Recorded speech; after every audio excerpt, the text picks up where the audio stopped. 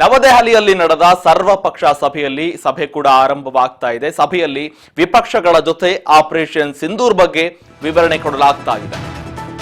Operation Sindhu ಯಾವ ರೀತಿಯಾಗಿ ನಡೆದು ಮುಂದಿನ ಕ್ರಮಗಳೇನು ಎನ್ನುವ ವಿಷಯಕ್ಕೆ ಸಂಬಂಧಪಟ್ಟಂತೆ ನವದೆಹಲಿಯಲ್ಲಿ ನಡೀತಾ ಇದೆ ಸರ್ವಪಕ್ಷಗಳ ಸಭೆ. ಈ ಸಭೆಯಲ್ಲಿ ವಿಪಕ್ಷಗಳಿಗೆ ಆಪರೇಷನ್ ಸಿಂಧೂರ್ ಬಗ್ಗೆ ವಿವರಣೆ ಕೊಡಲಾಗುತ್ತೆ. 1 ಗಂಟೆಗೂ ಹೆಚ್ಚು ಕಾಲ ಆಪರೇಷನ್ ಸಿಂಧೂರ್ ಬಗ್ಗೆ ಮಾಹಿತಿ ಇರುತ್ತೆ, ವಿವರಣೆಯನ್ನ ನೀಡುತ್ತಾರೆ. ನವದೆಹಲಿಯಲ್ಲಿ ಸರ್ವಪಕ್ಷಗಳ ಸಭೆ ನಡೆಯುತ್ತೆ. ಕೇಂದ್ರ ಸರ್ಕಾರದಿಂದ ಆಪರೇಷನ್ ಸಿಂಧೂರ್ ಬಗ್ಗೆ ವಿವರಣೆ ಕೊಡಲಾಗುತ್ತೆ. ಈ ಸರ್ವಪಕ್ಷ ಸಭೆಯಲ್ಲಿ ಎಲ್ಲಾ ನಾಯಕರು ಕೂಡ ಭೇಟಿ ಆಗ್ತಾರೆ. ಎಲ್ಲ ಸರ್ವಪಕ್ಷದ ನಾಯಕರು ಭೇಟಿ ಆಗ್ತಾರೆ. 1 ಗಂಟೆಗೂ ಹೆಚ್ಚು ಕಾಲ ಈ ಆಪರೇಷನ್ ಬಗ್ಗೆ ವಿವರಣೆಯನ್ನ ಕೊಡಲಾಗುತ್ತೆ. ಈ ಆಪರೇಷನ್ ಯಾವ ರೀತಿಯಾಗಿ ಸಾಕ್ತು, ಮುಂದೆ ನಿರ್ಧಾರಗಳು ಏನಾಗಿರಬೇಕು ಎನ್ನುವ ವಿಷಯಕ್ಕೆ ಸಂಬಂಧಪಟ್ಟಂತೆ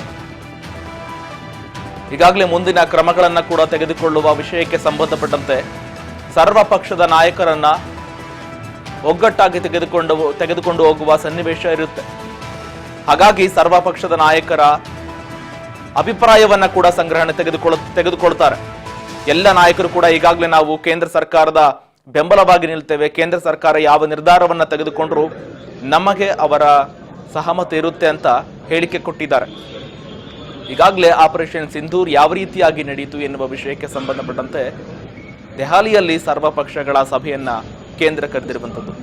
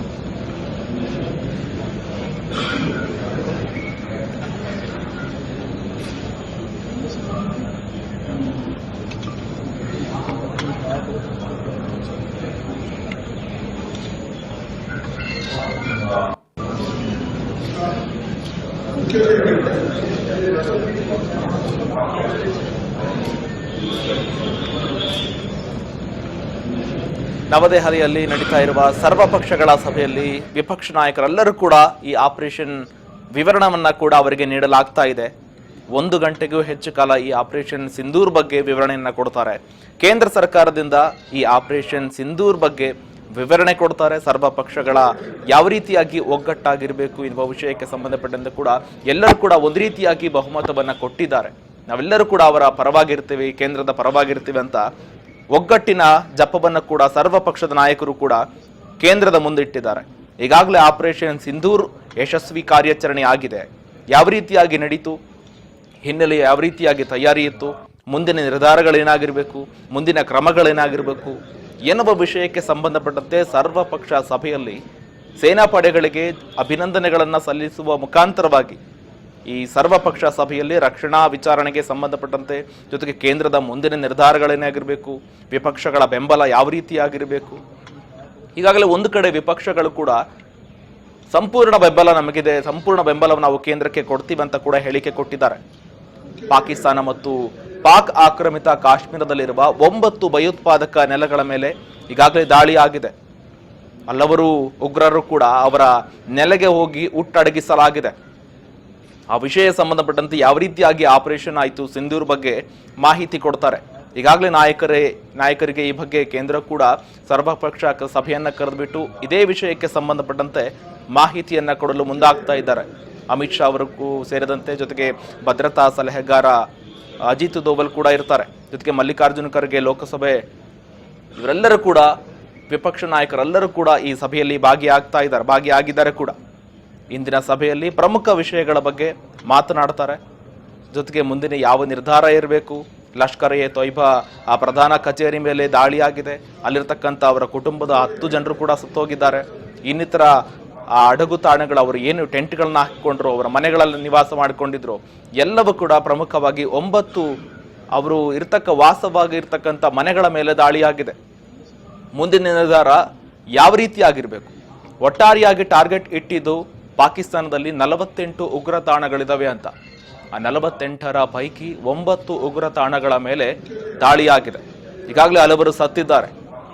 ಜೆಟ್ಗಳ ಮುಖಾಂತರವಾಗಿ ಉಗ್ರರು ಅಲ್ಲ ಅಂತಿದ್ರೆ ಕೂಡ ಪಾಕಿಸ್ತಾನದ ಸೇನೆ ಆ ಉಗ್ರರು ಸತ್ತಿರುವ ಪ್ರದೇಶಕ್ಕೆ ಹೋಗಿ ಅವರು ಸಂತಾಪ ಸೂಚುವ ಪ್ರಯತ್ನ ಮಾಡ್ತಾ ಇದ್ರು. ಅವರು ಕೂಡ ಅಲ್ಲಿ ಕಂಡು ಬಂದರು. ಉಗ್ರರು ಅಲ್ಲ, ಸಾಮಾನ್ಯ ಜನರು ಅಂತ ಹೇಳ್ತಾ ಇದ್ರೆ ಅವರು ಕೂಡ ಸಂತಾಪದಲ್ಲಿ ಭಾಗಿಯಾಗ್ತಾರೆ. ಪ್ರಮುಖ ನಾಯಕರು ಕೂಡ, ರಾಜಕೀಯ ನಾಯಕರು ಅಲ್ಲಿ ಕೂಡ ಭಾಗಿಯಾಗ್ತಾರೆ. ಈಗಾಗಲೇ ಮುಂದಿನ ನಿರ್ಧಾರ ಯಾವ ರೀತಿ ಆಗಿರಬೇಕು, ಇಷ್ಟರ ಮಟ್ಟಿಗೆ ಕಾರ್ಯಾಚರಣೆ ಆಗಿದೆ. ಮುಂದಿನ ನಿರ್ಧಾರ ಏನಾಗಿರಬೇಕು, ಮುಂದಿನ ಕ್ರಮಗಳೇನಾಗಿರಬೇಕು ಎನ್ನುವ ವಿಷಯಕ್ಕೆ ಸಂಬಂಧಪಟ್ಟಂತೆ ಈಗಾಗಲೇ ಅಮಿತ್ ಶಾ ಸೇರಿದಂತೆ ರಕ್ಷಣಾ ಸಚಿವ ರಾಜನಾಥ್ ಸಿಂಗ್ ಜೊತೆಗೆ ಅಜಿತ್ ದೋವಲ್ ಎಲ್ಲ ಪ್ರಮುಖ ನಾಯಕರು ಕೂಡ ಆ ಸಭೆಯಲ್ಲಿ ಭಾಗಿಯಾಗಿ, ಜೊತೆಗೆ ವಿಪಕ್ಷ ನಾಯಕ ರಾಹುಲ್ ಗಾಂಧಿ ಸೇರಿದಂತೆ ಮಲ್ಲಿಕಾರ್ಜುನ ಖರ್ಗೆ ಎಲ್ಲರೂ ಕೂಡ ಭಾಗಿಯಾಗಿದ್ದರೆ ಕೂಡ ಸಭೆ ಕೂಡ ಆರಂಭವಾಗಿದೆ. ಈ ಕಾರ್ಯಾಚರಣೆಯಲ್ಲಿ ಯಾವ ರೀತಿಯಾಗಿ ಮುಂದಿನ ಹೆಜ್ಜೆಯನ್ನಿಡಬೇಕು, ಪಾಕಿಸ್ತಾನ ಕೂಡ ಪ್ರತಿಕಾರವನ್ನು ತೆಗೆದುಕೊಳ್ಳುತ್ತೆ ಅಂತ ಹೇಳ್ತಾ ಇದೆ. ಪ್ರತಿಕಾರ ತೆಗೆದುಕೊಳ್ಳೋದಕ್ಕೆ ಸರ್ವ ಸ್ವತಂತ್ರವನ್ನ ಕೊಟ್ಟಿದೆ ಆ ಸೇನೆಗೆ. ಅಲ್ಲಿ ಸೇನೆಯೇ ಬೇರೆ, ಒಂದು ಆಡಳಿತವೇ ಬೇರೆ. ಇನ್ನು ಸರ್ವ ಪಕ್ಷದ ಸರ್ವ ಸ್ವತಂತ್ರದ ಪ್ರಶ್ನೆಯೇ ಇಲ್ಲ. ಏಕೆಂದ್ರೆ ಸೇನೆಯೇ ಆಡಳಿತದ ಕಂಟ್ರೋಲ್ನಲ್ಲಿರುತ್ತೆ. ಅವರಿಗೆ ಇನ್ಯಾವ ಸ್ವತಂತ್ರ ಬೇಕು ಅನ್ನೋದೇ ಪ್ರಶ್ನೆ. ಈಗ ಅಲ್ಲೂ ಕೂಡ ಸ್ವತಂತ್ರವನ್ನು ಕೊಟ್ಟಿದ್ದಾರೆ ಅಂತೆ. ದಾಳಿ ಮಾಡೋದಕ್ಕೆ ನಿಮಗೆ ಸಂಪೂರ್ಣವಾದ ಸ್ವತಂತ್ರ ಇದೆ, ಭಾರತದ ವಿರುದ್ಧ ಪ್ರತಿಕಾರ ತೆಗೆದುಕೊಳ್ಳಿ ಅಂತ ಹೇಳ್ತಾ ಇರುವಂಥದ್ದು. ಇನ್ನು ಮುಂದಿನ ನಿರ್ಧಾರ ಏನಾಗಿರಬೇಕು? ಈಗಾಗಲೇ ಈಗಿರ್ತಕ್ಕಂಥ ಭಾರತದ ಬೇರೆ, ಹಿಂದೆ ಇರುವಂತಹ ಭಾರತ ಬೇರೆ. ಪ್ರತಿಕಾರಕ್ಕೆ ನೀವು ಇಷ್ಟು ಮಾಡಿದರೆ ನಾವು ಅದಕ್ಕೂ 2ರಷ್ಟು ಮಾಡ್ತೀವಿ, 1ರಷ್ಟು ಮಾಡಿದರೆ 2-3ರಷ್ಟು ನಾವು ಪ್ರತಿಕಾರ ತೆಗೆದುಕೊಳ್ತೀವಿ ಅಂತ ಭಾರತದಿಂದ ಸ್ಪಷ್ಟ ಉತ್ತರ ರವಾನೆಯಾಗಿದೆ. ಇನ್ನು ಮುಂದಿನ ನಿರ್ಧಾರಗಳು ಏನಾಗಿರ್ಬೇಕು ಎನ್ನುವ ವಿಷಯಕ್ಕೆ ಸಂಬಂಧಪಟ್ಟಂತೆ ಈ ಸಭೆ ಆರಂಭವಾಗಿದೆ. ಈಗಾಗಲೇ ಸೇನೆ ಯಾವ ರೀತಿಯಾಗಿ ಕಾರ್ಯಾಚರಣೆ ಮಾಡಿತು ಅಂತ ನಿನ್ನೆ ಈಗಾಗಲೇ ಸೇನೆ ಇಲಾಖೆಯಿಂದ ಕೂಡ ಒಂದು ಬ್ರೀಫ್ ಇನ್ಫಾರ್ಮೇಶನ್ ಅನ್ನು ಕೂಡ ಬಿಡುಗಡೆ ಮಾಡಿದ್ರು. ಜೊತೆಗೆ ಒಂದು ವಿಡಿಯೋಗಳ ಮುಖಾಂತರವಾಗಿ, ವಿಡಿಯೋವನ್ನ ಚಿತ್ರೀಕರಣ ಮುಖಾಂತರವಾಗಿ ಸ್ಪಷ್ಟವಾದ ಮಾಹಿತಿ ಎಕ್ಸ್ಪ್ಲೈನ್ ಮಾಡಿದ್ರು. ಯಾವ ರೀತಿಯಾಗಿ ಕಾರ್ಯಾಚರಣೆ ಆಯಿತು, ಎಷ್ಟು ಜನ ಎಲ್ಲೆಲ್ಲಿ ಅಟ್ಯಾಕ್ ಆಯಿತು, ಎಷ್ಟು ತಾಣಗಳ ಮೇಲೆ ಅಟ್ಯಾಕ್ ಆಯಿತು ಅಂತ ಬ್ರೀಫ್ ಇನ್ಫಾರ್ಮೇಶನ್ ಅನ್ನು ಕೂಡ ಕೊಟ್ಟರು.